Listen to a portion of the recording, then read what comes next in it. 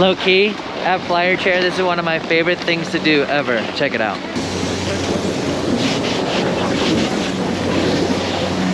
Oh, you can't tell that was such a rip. What I like to do is I like to make a ginormous smiley face because that's the sickest. All right, we'll put the bar down. Is that cool? Yeah. Bar down real quick. So we got my boy Sean here. He's been in a couple of the videos. He's helping out today. We also got Jen. And our goal today is to show you guys how sick Peace Park at Copper is. I'm gonna give you guys a little bit of a tour. We're gonna be chatting. We're gonna make a little bit of a vlog out of this. So this is gonna be absolutely sick. If you guys are digging the content, definitely, give it a thumbs up. Also, I have stickers and merch for sale. If you guys want to support the channel, help pay for batteries, lift tickets, gas, those kind of things, check out the link below. Also, the last thing I wanted to say is I do a live stream every single Tuesday at 7 o'clock. So if you guys have any questions about Peace Park, anything about your snowboard equipment, anything about a trick, any skill that you guys are struggling with, hit me up. We can chat, we can hang out, and I can answer as many questions as possible. We can vibe. I get to know you, you get to know me. It's a good time. Let's get started.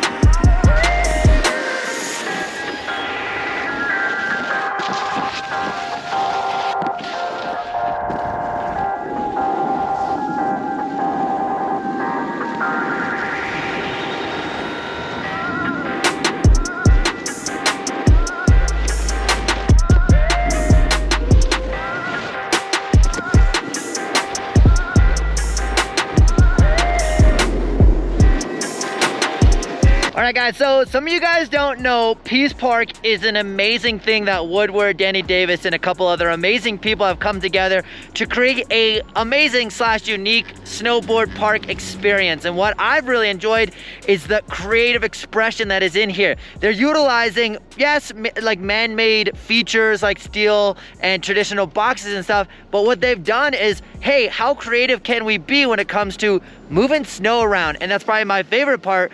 The way that the Peace Park works is essentially they've taken like one run that splits off into two, and then one side it's got a lot more of those boxes, traditional park features, jumps, and then on the other side it's more like those natural creative features I was just telling you about. And we're gonna show you examples of both, but what I think is the coolest part, besides being creative, is that there's features for everybody and every skill level. There's some mellow boxes, and then there's some techie boxes, some mellow rails, some techie rails, some techie snow features. So there's just so much here to offer that every run you can just go do something different, try something new, and it keeps you engaged, keeps you excited. And that's like, it's just so fun. And that's what I want to get across in this video today, is just how sick this park really is. In addition to Peace Park, they have this whole other park with the big jumps, the big gnarly features. And sometimes when I'm riding park, it can be extremely intimidating riding the big park and being involved with all the crazy cats that are killing it. And sometimes I just want to take it mellow or vice versa. So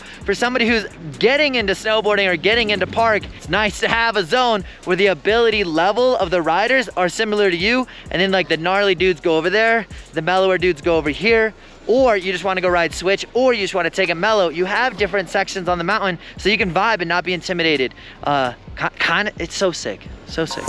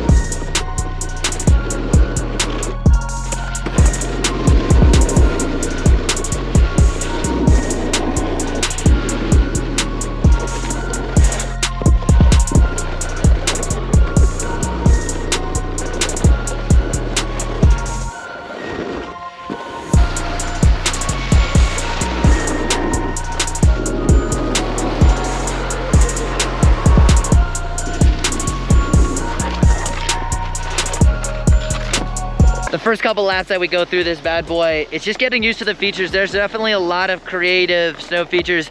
So definitely go through, do an inspection run, because what's underneath, maybe something wild. There's a feature over there that's like a nice little butter pad into a roller, into a drop, so it gets a little wild. So definitely scope things out. Also, there are so many creative lines here that you really have to have your head on a swivel, because there's people coming from everywhere and you might be cutting someone off, you might get cut off. So it's really important that you're just watching out. That's a big deal, but the possibilities are endless, that's for sure. My goal is to ollie on that thing without knocking someone over or taking 19 kids out. Try to do that. It's gonna be one of the goals for today.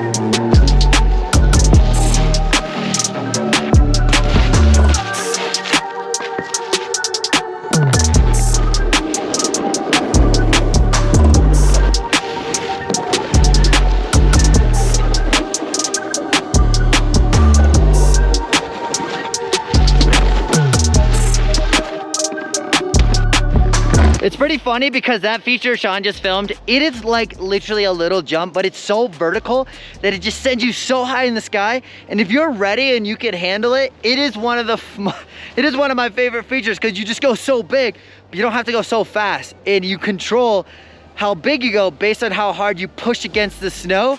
And I'm a big fan of that one. So Sean right here is gonna go for a front 7. I'm gonna film it, we're gonna get it, it's gonna be sick.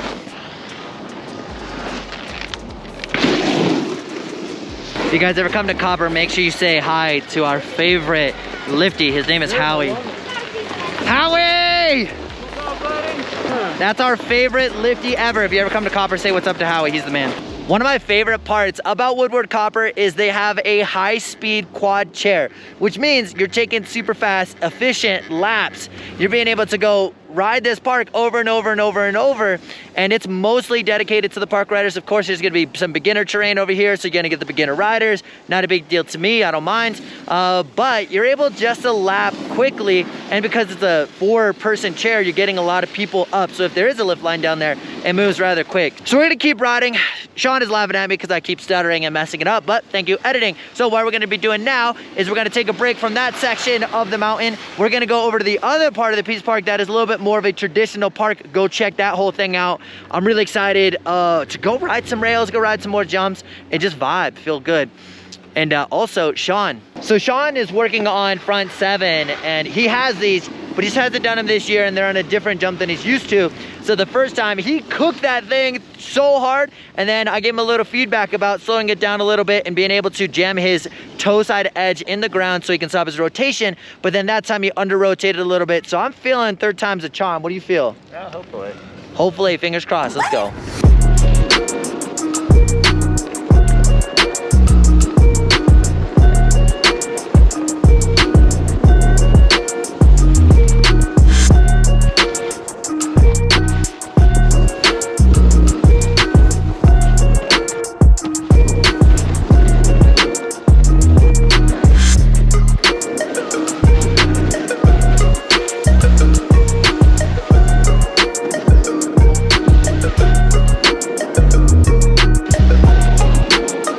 That's 2 hand drags in there, and I'm definitely not counting those tricks. Hand dragging is definitely not owning it, so we might have to redo that. Rip, this one's definitely a sender. And it's a little shady over here, which kind of throws me off, but we ain't complaining. Let's go ride some rails.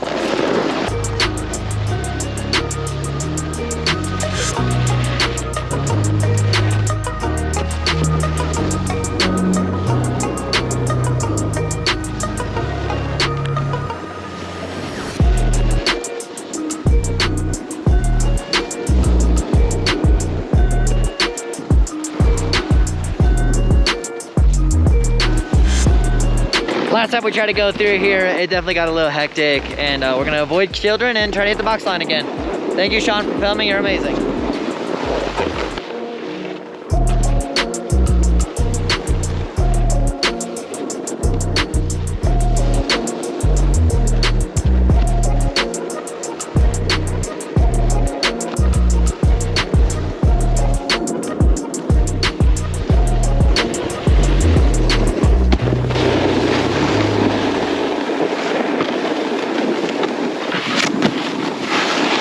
There's one time I was hitting a jump and somebody's going like this, and I hit the jump and then their kid's like laying on the ground and they start screaming at me. I'm like, you told me it was open.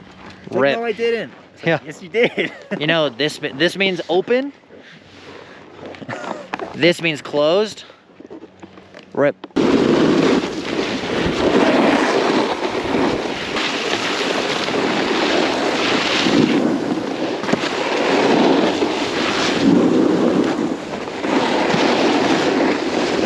I landed a trick.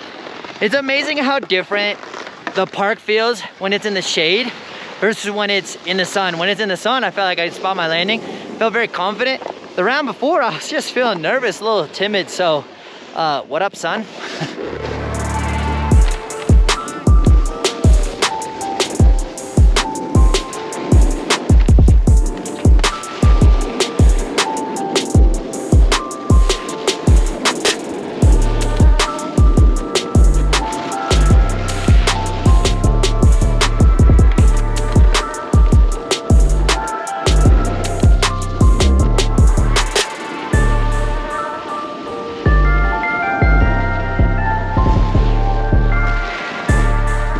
So a little bit ago, you guys saw Sean doing another front seven. And just so you know, traditionally, when you do them off the toes, they're considered more challenging.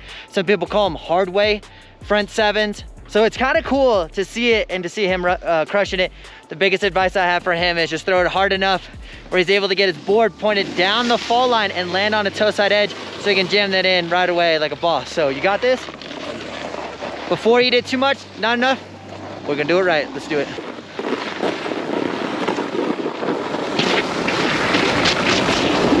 One thing that Woodward takes very serious is progression. They don't want you just to be hitting the gnarliest jump, hitting the gnarliest feature right out of the get-go. So the way they've designed it is going from, you jump off the chairlift, you're gonna go to the more mellow / easy features, and as you progress down, you have options of going to the hard stuff, not so hard stuff. For example, we have a mini pipe right here.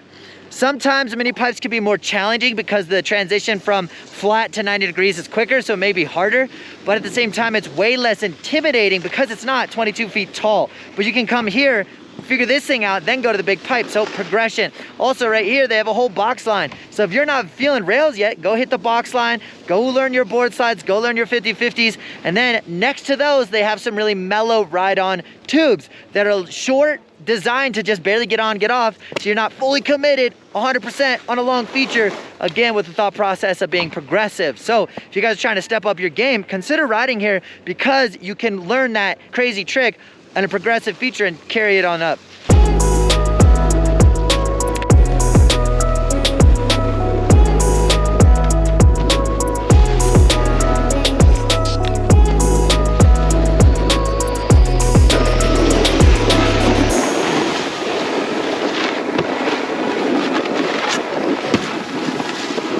My battery is about to die, so I just wanted to say thank you guys so much for checking out this video. Make sure your post notifications are turned on because I'm adding a bunch of random videos throughout the week, so I don't want you guys to miss those. Big shout out to Sean for helping film. Dude, you're amazing. Jen, thank you so much for the good vibes. It's been a sick day. Hope you guys enjoy it. And again, if you guys want to pick up any stickers, merch, all that stuff is going to be down below. That helps support the channel. You guys are amazing. Nothing but love. We out.